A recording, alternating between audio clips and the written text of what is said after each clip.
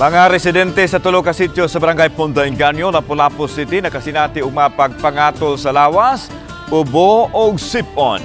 Ang giskrap nga barko nga nasangad sa dapit ang gituhuan nilang hinungdan sa gipamati sa lawas. Siluan mayroon din na adunay live report kabahin ni ini. May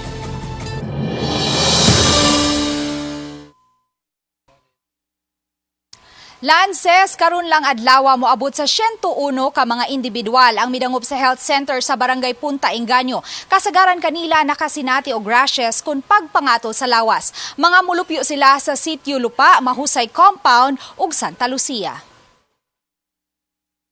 Gidag sa kaganihang buntag ang health center sa Barangay Punta Inganyo sa mga residenteng nagmo sa mga pagpangatol sa lawas. Ang uban, gipang ubo o gipang sipon. Sagad kanila, kapin sa simana nang nag-antos ni ini, apan kaganiha lang miduol sa health center. Duwa lang ko to, hay ba nga, dagat. Ni baguli ako, hinaw ko, nabon ko. Katul magayo. Perkuan nga ba? Mo may kuan mo ilang may ikauton. Grabe lang katula lagi. Di mag one time sa pag init tubig. Di mawa. Among gayong trabaho gyud mako nang may epektuhan gani kay kanang ko no nga ana gihangga. Muna mo ikuanan.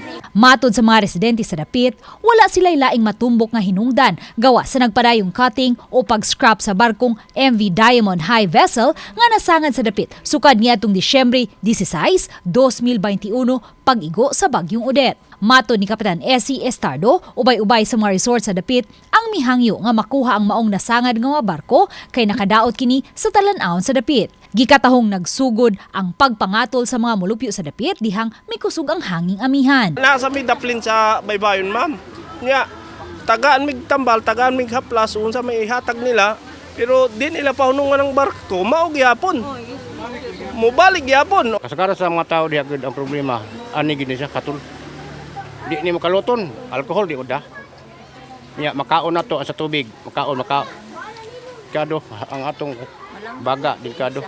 Kagahapon, gisusi na sa Taga City Health Department ang dapit. Apan mato ni Dr. Agnes Cecil Realiza, City Health Officer, gawa sa gikating nga barko, may nakita pa silang ubang posibleng hinungdan. Pa-examine na mo, naiuban nga nagpakita nga naagyoy skin rashes, pero di gud ta ingon nga 100% maka-conclude nga tungod baka butos sa kana bitawng sa katong giklaim nila nga naay mga kana bitawng mga abog-abog, no, nga gikan kuno sa barko, naay shellcraft nga murag abog pod kay nagcutting. Amo po sunod sulti nga katong naay area nga murag adto nila i-dump dito ang ilang kanang mga waste nila o ila po tong hipuson. Kay wa po ta kay baw usa po tong rason pod nga maka-contribute sa mga katong pamati nga skin rashes. Hinuon ang mga residente gihatagan na og ointment sa nasinati nilang pagpangatol ug tambal alang sa ilang mga ubo ug sipon. Para malikayan nga wala i-rashes, dili mga tol, everyday gyud mga ligo na mga bata, maligo gyud sila kada adlaw, no? Pero ang number one po nila nga giisulti nga tungod sa Punta Inganyo, nihit magud ang tubig. Samtang gibutyag sa Taga City Environment and Natural Resources Office nga duha ka higayunan nilang nasusi ang dapit. Una niadtong Enero 19 ug giusba nila pagka Enero 23. Karon kay nagbalik naman pud ang amihan, amo na pud to balikon og kanda ko inspection basta kay kaduha na mi nakaadto nya. So far wa gyud mi nakita nga puti-puti. So tingali right time siguro nga balikon namo kay tungod ang ila pong rason ato amihan kato nga time nga nanglupad ang mga puti-puti nga murag gitawag og fiber. Kuyo pa man dito sa Taga City Health gahapon dito sa site yun. Tagal magyapon ng trabaho niya may anang ito po ipang kagit sila. Kadaghanan diri man sa Kapalayan, murag ang ambong siguro na murag bunga to padong sa Kapalayan mo ay naapektado.